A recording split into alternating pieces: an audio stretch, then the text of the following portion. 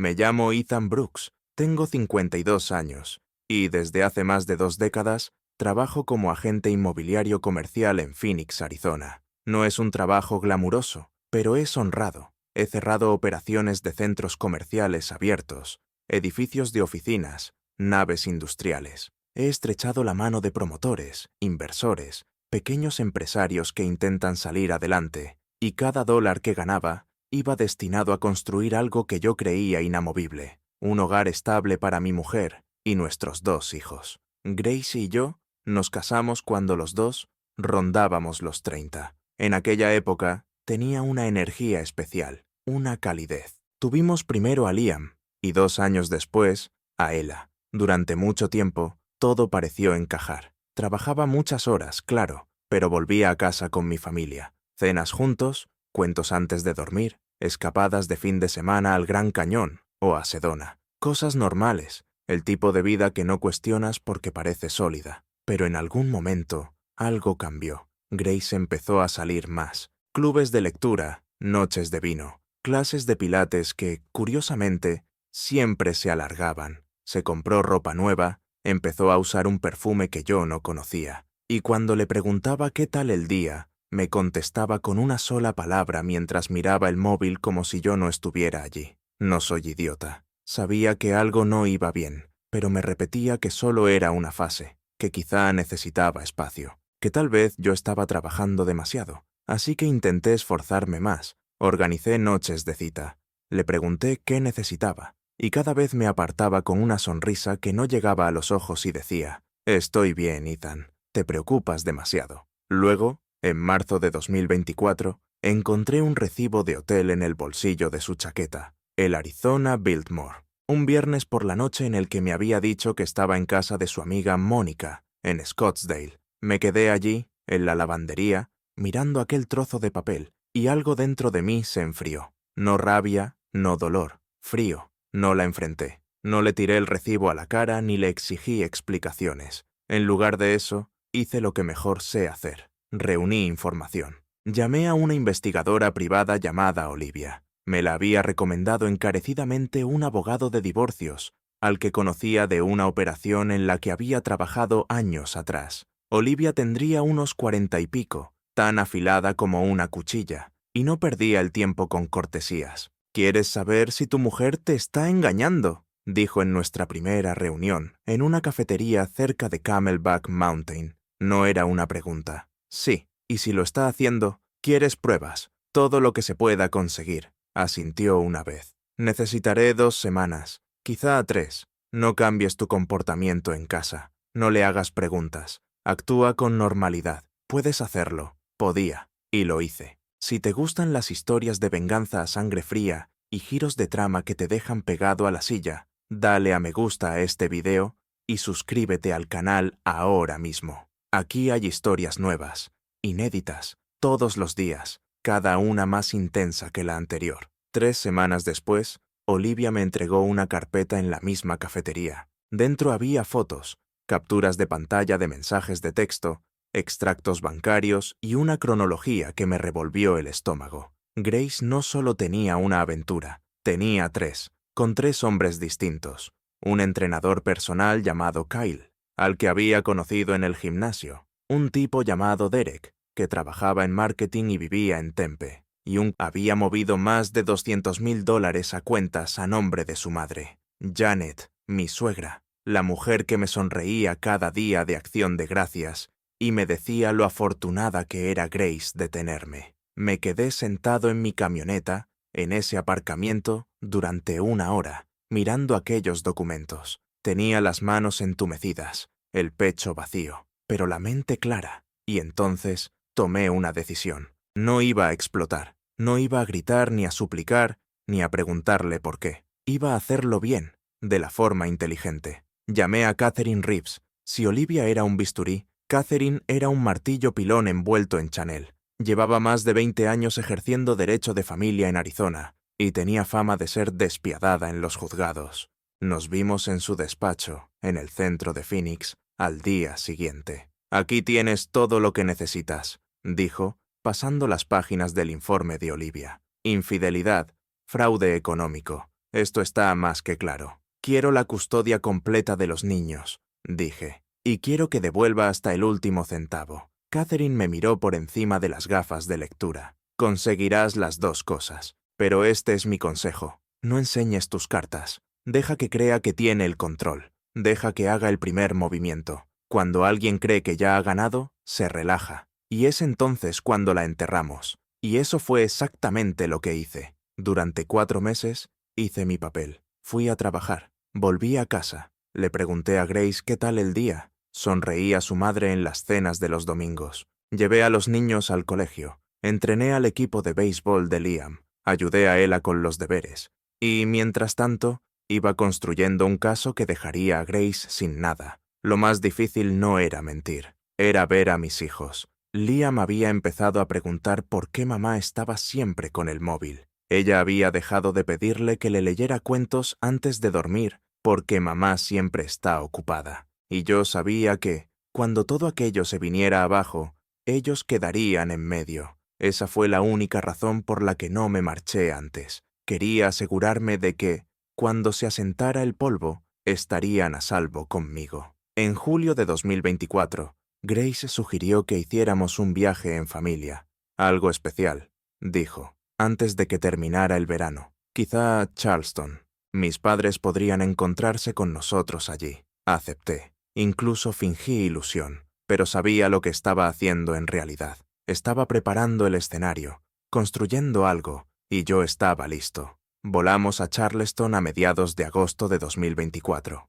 Grace nos había reservado una casa de alquiler en el casco histórico, una de esas antiguas casas del sur, con porches que rodean toda la vivienda y ventiladores de techo que apenas movían el aire húmedo. El aire de agosto se pegaba a la piel como sirope. Sus padres, Walter y Janet, bajaron desde Charlotte y llegaron al día siguiente. Walter era un contable jubilado, el típico hombre que llevaba polos metidos por dentro del pantalón corto beige y guardaba una calculadora en la guantera del coche. Janet era todo sonrisas y té dulce, pero en los últimos meses ya había aprendido de sobra qué tipo de persona era realmente. Los primeros días fueron tranquilos. Hicimos las cosas típicas de turistas. Paseamos por la zona del Battery, llevamos a los niños al acuario, comimos gambas con sémola en restaurantes donde los camareros te llamaban cariño y los precios te dejaban sin aliento. Grace actuaba como la esposa perfecta. Me cogía de la mano durante los paseos, se reía con mis bromas, se hacía fotos familiares frente a las casas de colores de East Bay Street. Si no hubiera sabido la verdad, habría podido creer que todo era real, pero sí la sabía, y cada sonrisa suya me sonaba a cuenta atrás. La última noche en Charleston, Grace reservó mesa en un sitio llamado Magnolias, un restaurante elegante cerca del antiguo mercado. «Vamos a hacerlo especial», dijo, toda la familia junta. Walter y Janet nos esperaban allí a las 7. Nos pusieron en una mesa junto a la ventana, con vistas a la calle.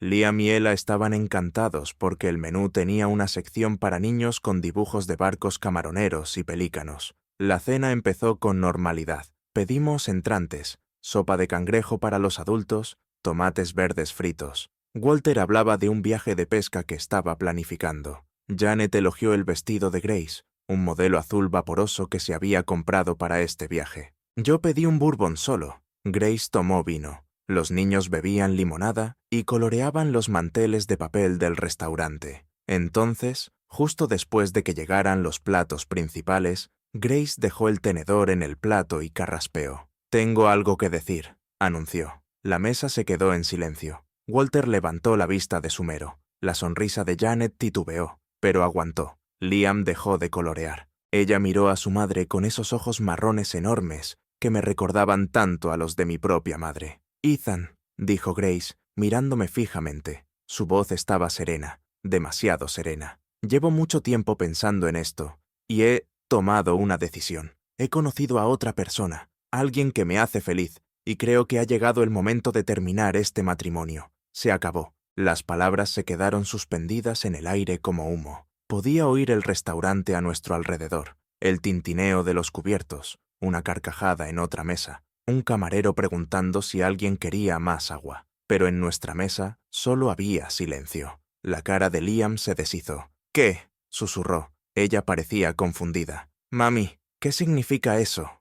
Janet extendió la mano hacia la de Grace, pero Walter se quedó paralizado, con el tenedor a medio camino de la boca. Grace no miró a los niños. Mantenía los ojos fijados en mí, esperando mi reacción, esperando que suplicara, quizás que gritara, o que me viniera abajo allí mismo. En vez de eso, metí la mano en el bolsillo interior de mi americana y saqué un sobre Manila. Llevaba 3 días encima con él, esperando exactamente este momento. Lo puse sobre la mesa, junto a la cesta del pan, y lo deslicé hacia ella sobre el mantel blanco. Deberías abrirlo, dije en voz baja. Grace frunció el ceño. ¿Qué es esto? Ábrelo. Cogió el sobre. Sus uñas cuidadas reflejaban la luz de la vela. Lo abrió y sacó los papeles de dentro. Observé su rostro mientras leía la primera página, luego la segunda. El color desapareció de sus mejillas. Le empezaron a temblar las manos. ¿Qué es esto? Repitió, pero esta vez la voz se le quebró. Papeles de divorcio, respondí con calma. Presentados en el Tribunal Superior del Condado de Maricopa hace 4 días. También encontrarás pruebas de tus 3 aventuras. Kyle Martínez, Derek Sullivan, Brad Kemp. Hay fotos, mensajes, recibos de hotel, todo documentado y entregado a mi abogada. Walter se inclinó hacia adelante. Ethan, ¿de qué estás hablando? Yo no aparté la mirada de Grace. Sigue leyendo. Página 6. Pasó las hojas y vi el momento exacto en el que llegó a los extractos bancarios. Su rostro pasó de pálido a ceniza. Esos son los registros de todas las transferencias que hiciste desde nuestras cuentas conjuntas en los últimos 8 meses. Continué. $214,000, para ser exactos, movidos en pequeñas cantidades a cuentas a nombre de tu madre, Janet Brooks. Los números de cuenta están ahí, junto con fechas y cantidades. Eso es fraude, Grace. Y, como las cuentas eran conjuntas y transferiste dinero sin mi conocimiento ni consentimiento para uso personal, también es fraude financiero y apropiación indebida según la ley de Arizona. La boca de Janet se abrió de golpe.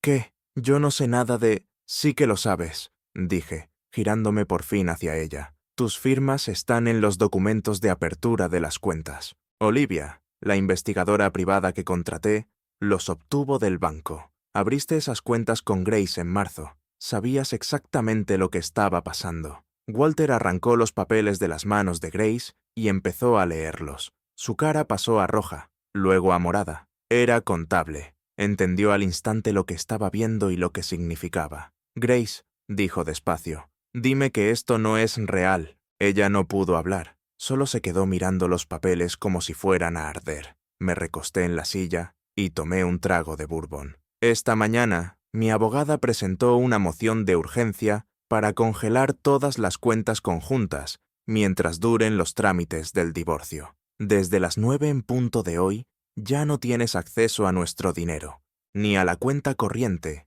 ni a la de ahorro, ni a las inversiones. A nada. No puedes hacer eso, susurró Grace. Ya lo he hecho, respondí. Y también he solicitado la custodia completa de Liam y de Ella, con las pruebas de infidelidad, fraude económico y el hecho de que llevas meses anteponiendo tus aventuras a tus hijos. No creo que a ningún juez de Arizona le cueste concederla. Liam empezó a llorar. Ella tenía una expresión de puro miedo. Odiaba que tuvieran que oír todo aquello. Odiaba que estuvieran sentados allí viendo cómo su madre se desmoronaba. Pero Grace había elegido ese momento. Quería humillarme delante de sus padres y de nuestros hijos. Quería sentirse poderosa. Así que le di exactamente lo que había pedido. Walter se levantó de golpe, con la silla rasgando el suelo. «Nos vamos», dijo. «Siéntate, Walter», dije con firmeza. «Aún no hemos terminado». Se sentó, no porque yo se lo ordenara, sino porque creo que se dio cuenta de que todavía quedaba más.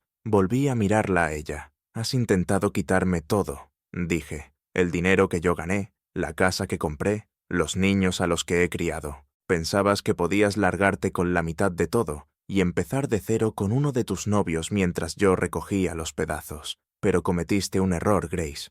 Me subestimaste». Se le llenaron los ojos de lágrimas, pero yo no sentí nada, ni pena, ni rabia, solo una fría y satisfactoria sensación de control. Te he dado 23 años de mi vida, continué en voz baja. He trabajado semanas de 60 horas para que pudieras quedarte en casa con los niños. He pagado esta casa, este viaje, tu coche, tu ropa, todo. Y tú me has pagado mintiendo, engañando y robando. Así que ahora vas a afrontar las consecuencias. El camarero se acercó con cautela, notando claramente la tensión. «¿Va todo bien por aquí?» «Estamos bien», dije sin mirarle. «Solo tráigame la cuenta». Grace por fin encontró la voz. «Ethan, por favor, podemos hablarlo, podemos arreglarlo». «No», respondí simplemente. «No podemos. Tú tomaste tu decisión y yo he tomado la mía». Walter dobló los documentos y los dejó sobre la mesa con cuidado, como si estuvieran contaminados. Miró a su hija con una expresión que no supe descifrar del todo. Quizá decepción, quizá asco. «¿Has hecho esto tú?», le preguntó. Ella no respondió. Janet lo intentó una vez más. «Ethan, seguro que podemos...» «Tu hija ha cometido fraude, Janet, y tú la has ayudado», la interrumpí. «Si quieres evitar cargos penales, te sugiero que colabores por completo con mi abogada y devolváis hasta el último centavo. Si no, me aseguraré de que la fiscalía reciba una copia de todo lo que tengo». Me levanté, saqué la cartera y dejé $300 sobre la mesa, suficiente para pagar la cena y dejar una buena propina al camarero que había tenido la mala suerte de atendernos. «Vamos, chicos», dije con suavidad, «volvamos a la casa». Liam y Ella salieron de sus sillas y me siguieron sin decir una palabra. Al salir del restaurante, no miré atrás, ni una sola vez. Detrás de mí, escuché a Grace empezar a sollozar y a Janet intentando consolarla, pero yo ya había terminado. La bomba había caído. Ahora solo quedaba esperar a las consecuencias. Volvimos a Phoenix en avión a la mañana siguiente. Grace y sus padres cogieron un vuelo más tarde. No pregunté a qué hora. No me importaba. Liam y Ella estuvieron callados durante todo el viaje, y supe que estaban procesándolo a su manera. Cuando llegamos a casa, les hice mac and cheese, les dejé ver dibujos, y les dije que hablaríamos de todo cuando ellos se sintieran preparados. Esa noche, Ella se metió en mi cama y se quedó dormida llorando. Liam se quedó en su cuarto con la puerta cerrada. Me destrozaba verles sufrir, pero también sabía que protegerlos significaba terminar lo que había empezado. La semana siguiente fue un torbellino de trámites legales. Catherine había solicitado una vista de urgencia sobre la custodia, y el juez la concedió en un plazo de 72 horas. Dadas las pruebas de las aventuras de Grace y sus irregularidades económicas, además del hecho de que había anunciado su intención de abandonar el matrimonio delante de los niños, el tribunal no tuvo problema en concederme la custodia completa temporal. A Grace se le otorgaron visitas supervisadas fines de semana alternos, a la espera de la sentencia definitiva de divorcio. Ella intentó luchar. Su abogado, un tal Mitchell Bradshaw, que tenía el despacho en un centro comercial de Glendale, presentó una moción tras otra. Intentó descongelar las cuentas, intentó conseguir la custodia compartida, intentó pintarme como el marido controlador que había fabricado pruebas. Pero Catherine destrozó cada argumento. Los registros bancarios eran reales, las fotos tenían fecha y geolocalización. Los mensajes se habían extraído directamente del móvil de Grace gracias a Olivia, que había conseguido hacer una copia digital de sus datos durante una de esas noches de vino, cuando Grace dejó el teléfono sin vigilancia en un restaurante. Todo era impecable. A finales de septiembre de 2024, Grace se había mudado de nuestra casa a un pequeño apartamento en Tempe. Vivía de lo poco que su madre podía pasarle, que no era mucho, teniendo en cuenta que Janet también se enfrentaba a posibles cargos por su papel en el fraude. Walter, en cambio, se plantó. Había llamado 2 días después de que volviéramos de Charleston y me dijo: «Lo siento, Ethan, no lo sabía. Si lo hubiera sabido, lo habría parado». Le creí. Walter era un tipo recto. Su hija, por lo visto, no. El divorcio avanzó rápido. Arizona es un estado de divorcio sin culpa, pero la infidelidad y el fraude cuentan cuando se trata de repartir bienes y decidir la custodia. Catherine se encargó de que el juez lo viera todo. El abogado de Grace intentó sostener que las infidelidades no eran relevantes para la división económica, pero Catherine respondió señalando que Grace Había utilizado fondos del matrimonio para pagar hoteles, cenas y regalos para sus novios. Incluso le había comprado a Kyle, el entrenador personal, un reloj Tag Heuer con dinero de nuestra cuenta conjunta. Un reloj de $9,000 para un hombre con el que llevaba acostándose 6 meses. Cuando eso salió en el juicio, vi a Grace hundirse en la silla. La juez estaba en casa una tarde ayudando a Liam con los deberes de matemáticas cuando alguien llamó a la puerta. Abrí y encontré a un hombre que no había visto en mi vida, de unos 30 y tantos, con un polo y unos vaqueros, y una expresión incómoda. ¿Puedo ayudarte?, pregunté. ¿Eres Ethan Brooks? Sí, vaciló un instante antes de decir. Me llamo Derek Sullivan. Creo que sabes quién soy. Lo sabía. Derek era una de las aventuras de Grace, el tipo de marketing de Tempe. Había visto su cara en las fotos de Olivia, sonriendo a mi mujer al otro lado de una mesa en algún restaurante moderno de Old Town Scottsdale. Salí al porche y cerré la puerta detrás de mí para que Liam no oyera nada. ¿Qué quieres? Necesito decirte algo, respondió, y no creo que te vaya a gustar, pero mereces saberlo. Crucé los brazos. Adelante. Grace está embarazada. Las palabras me golpearon como un tren de mercancías. Me quedé mirándolo, intentando procesar lo que acababa de decir. Durante unos segundos, sentí el mismo entumecimiento frío que el día en que encontré aquel recibo de hotel. Una calma extraña, distante, justo antes de la tormenta. ¿Cómo lo sabes?, pregunté al fin. Me lo dijo ella. Hace 2 semanas. Creía que era mío. ¿Creía?, asintió. Me hice una prueba de paternidad. No soy el padre. Sentí algo helado asentarse en el pecho. Si no es tuyo, ¿de quién es entonces? No lo sé, pero mío no es. Y tampoco tuyo, ¿verdad? Lleváis meses sin estar juntos. Tenía razón. Grace y yo no habíamos tenido sexo desde principios de la primavera de 2024, mucho antes de que yo encontrara el recibo del hotel, mucho antes de contratar a Olivia. ¿Por qué me dices esto?, pregunté. Derek miró hacia sus zapatos. Porque está intentando usar el embarazo para dar pena. Está diciendo que tiene miedo, que está sola, que tú la abandonaste cuando más te necesitaba. Y he pensado que debías saber la verdad. Está mintiendo a todo el mundo, incluso a mí. No sabía qué decir. Parte de mí quería darle las gracias. Parte de mí quería partirle la cara por meterse con una mujer casada. Pero, sobre todo,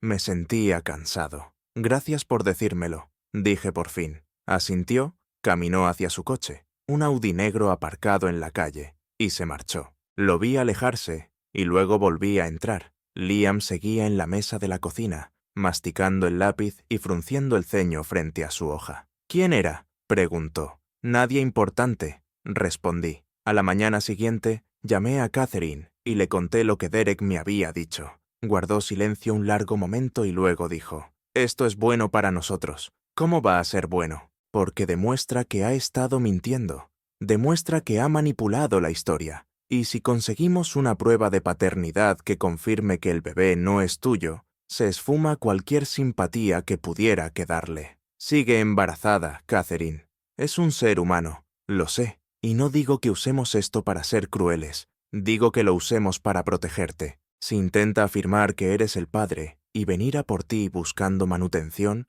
tendremos que estar preparados. Tenía razón. Por desagradable que fuera todo aquello, tenía que protegerme. Y, sobre todo, tenía que proteger a Liam y a Ella. Catherine presentó una moción para solicitar una prueba de paternidad ordenada por el tribunal. El abogado de Grace intentó frenarla, pero la jueza la aprobó.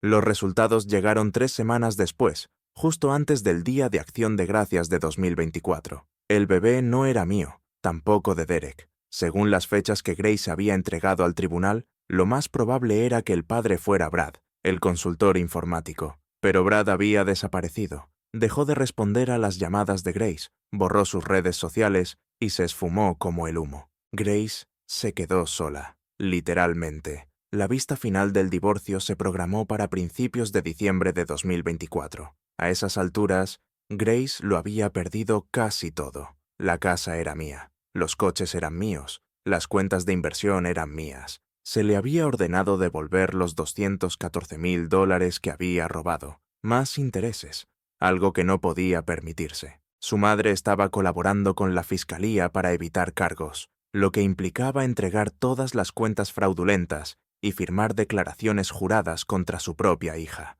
Walter había testificado a mi favor en una de las audiencias.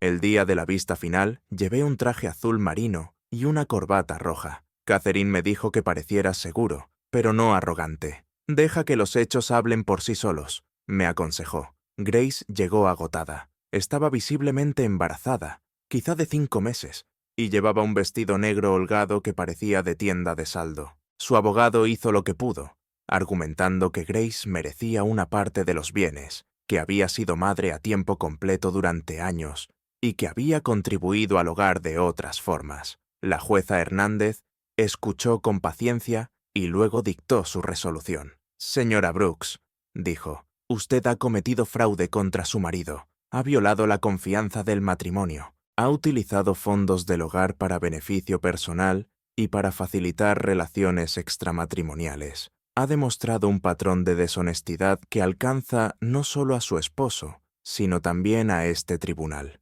Conforme a las pruebas presentadas, otorgo la custodia completa de los menores al señor Brooks. Usted tendrá derecho a visitas supervisadas fines de semana alternos. En cuanto a la división de bienes, debido a su actividad fraudulenta, concedo al señor Brooks la mayor parte del patrimonio conyugal, incluida la vivienda familiar, los vehículos y todas las cuentas financieras. También se le ordena devolver la suma de $214,000 más intereses en un plazo de 5 años. Si no cumple, se recurrirá al embargo de salario y a posibles cargos penales. Grace no lloró. Se quedó allí sentada, mirando fijamente la mesa delante de ella. Su abogado tenía cara de querer desaparecer. Catherine me apretó la mano por debajo de la mesa y, así, sin más, todo terminó. Salí de aquella sala de vistas siendo un hombre libre, no solo legalmente, sino también por dentro.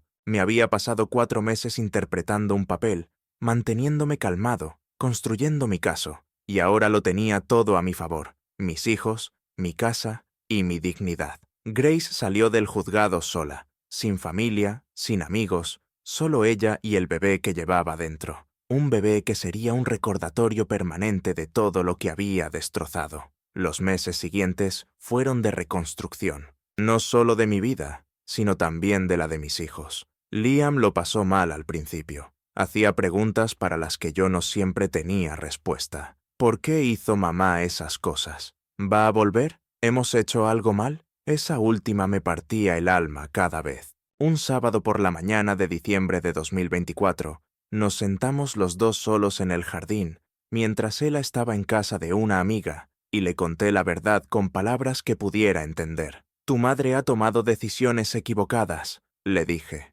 «Decisiones de adultos que no tienen nada que ver contigo ni con tu hermana. Tú no has causado nada de esto, y Ella tampoco. A veces las personas cometen errores que hacen daño a quienes quieren, pero eso no significa que no os quiera». «¿Tú todavía la quieres?», me preguntó. Lo pensé mucho antes de responder. «Quería a la persona que yo creía que era», dije al final, «pero esa persona ya no existe. Así que no la quiero, pero tampoco la odio. Simplemente no siento nada». Asintió como si lo entendiera, aunque no estoy seguro de que fuera así. Solo tenía 8 años, pero se esforzaba, y eso era suficiente. Ella era distinta, lo internalizó todo. Dejó de hablar de Grace por completo, como si, al no nombrarla, todo el asunto pudiera desaparecer. Su profesora me llamó en enero de 2025 para decirme que Ella estaba teniendo problemas en clase, que se negaba a participar y que dibujaba cosas muy oscuras en la hora de plástica. La llevé a una psicóloga infantil llamada Doctora Sarah Monroe, una mujer amable de unos 50 años, especializada en niños que lidian con divorcios y traumas familiares. Hicieron falta varias sesiones, pero al final Ella empezó a abrirse. Le contó a la doctora Monroe que estaba enfadada con su madre por irse, pero también enfadada conmigo por hacer que se fuera. Los niños no entienden de batallas legales ni de fraude. Solo saben que uno de sus padres ya no está y el otro sí. La doctora Monroe la ayudó a procesarlo. Y poco a poco, a lo largo de los meses, Ella empezó a volver a ser ella misma. Hicieron falta meses de rutinas, terapia y noches tranquilas para que la casa volviera Jane a sentirse como un hogar. Volvió a reír, volvió a jugar con sus amigas, incluso empezó a pedir que tuviéramos un perro. En marzo de 2025, adoptamos un cachorro de Golden Retriever. Liam lo llamó Scout. Ella le cogió cariño al instante, y al verla correr por el jardín con el perro, riéndose, llena de manchas de césped, supe que íbamos a salir adelante. Las visitas supervisadas de Grace eran, en el mejor de los casos, irregulares. Se presentó a las primeras, en una sala aséptica de un centro de servicios familiares, mientras una trabajadora social vigilaba cómo interactuaba con los niños. Pero en febrero de 2025 empezó a cancelar,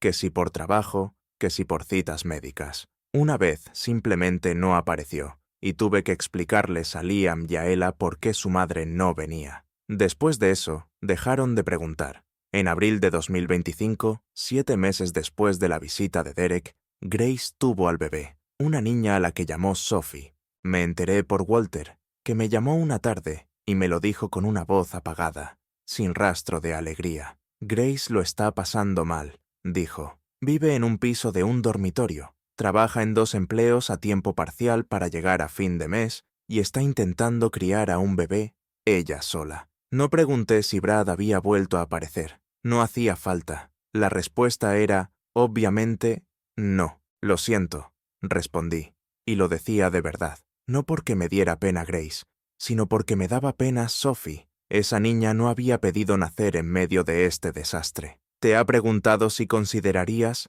reducir la cantidad que tiene que devolverte, continuó Walter. Le cuesta hacer frente a los pagos mensuales. No, dije con firmeza. Ese dinero lo robó, Walter. No puede negociar para librarse de las consecuencias. Él suspiró. Imaginaba que dirías eso. Solo quería preguntar. ¿Y Janet? Pregunté, cambiando de tema. No muy bien. Está colaborando con la fiscalía, pero la vergüenza le puede. Apenas sale de casa. Creo que le da miedo enfrentarse a la gente. Debería tenerlo, dije, y no me sentí mal al decirlo. Para el verano de 2025, la vida había encontrado una nueva normalidad. Yo estaba de nuevo a pleno rendimiento, cerrando operaciones, reconstruyendo mi red profesional. El mercado de Phoenix estaba en auge, y tenía más trabajo que nunca, pero me aseguraba de estar en casa para la cena cada noche. Me aseguraba de ir a los partidos de béisbol de Liam y al festival de danza de Ella. Me aseguraba de que, aunque nuestra familia hubiera cambiado, ellos supieran que seguían siendo queridos y que seguían estando seguros. En julio de 2025, casi exactamente un año después de aquel viaje desastroso a Charleston,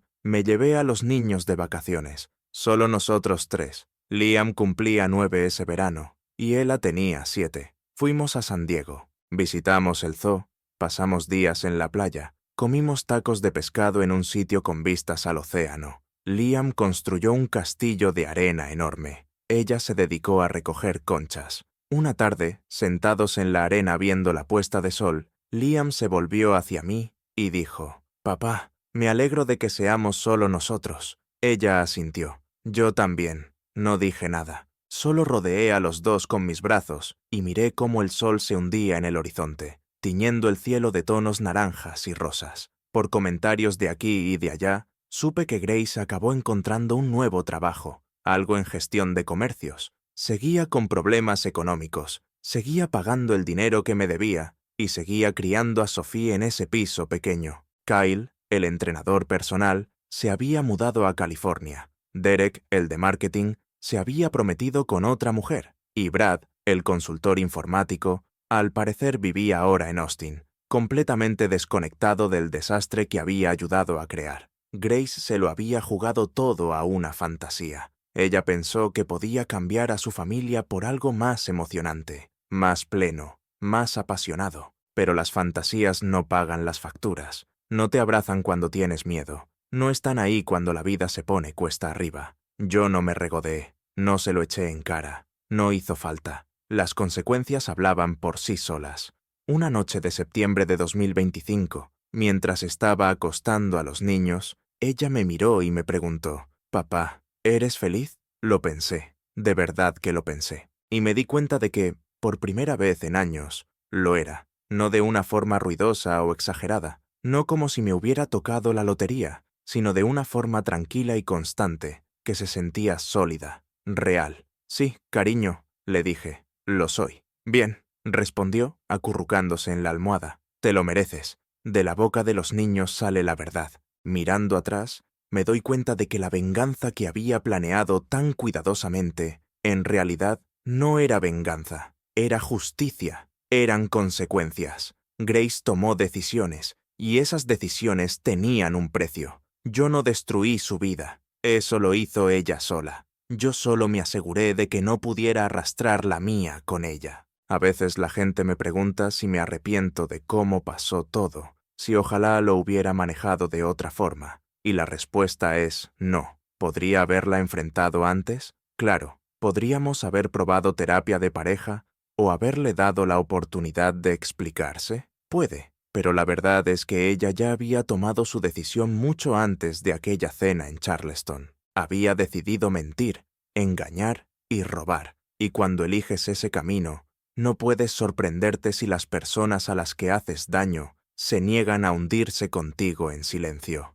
Protegí a mis hijos, protegí mis bienes, protegí mi dignidad. Y al hacerlo, le enseñé a Liam y a Ella una lección que no se compra con dinero, que los actos tienen consecuencias, que la honestidad importa, y que, a veces, lo más fuerte que puedes hacer es alejarte de alguien que no te merece. Grace intentó quitármelo todo, mi familia, mi dinero, mi sensación de seguridad, pero al final no se llevó nada, porque lo que realmente importaba, lo que no se puede robar ni transferir ni esconder, nunca fue suyo, era mío, y siempre lo había sido.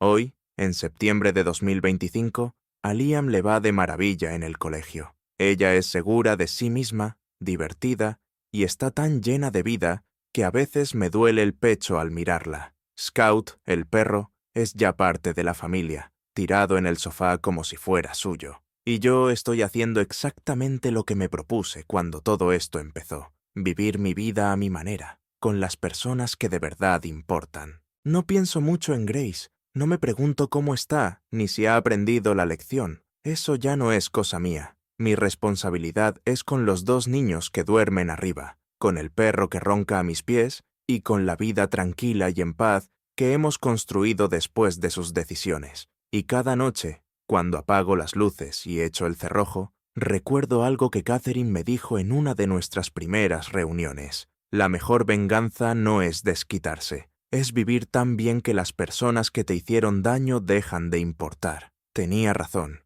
Grace ya no importa, y en septiembre de 2025, por fin soy libre. Si te ha gustado esta historia, dale a me gusta a este video y déjame un comentario contándome qué te ha parecido. Y si todavía no estás suscrito al canal, suscríbete y activa la campanita para recibir avisos de nuevas historias como esta. Gracias por ver el vídeo y nos vemos en el próximo.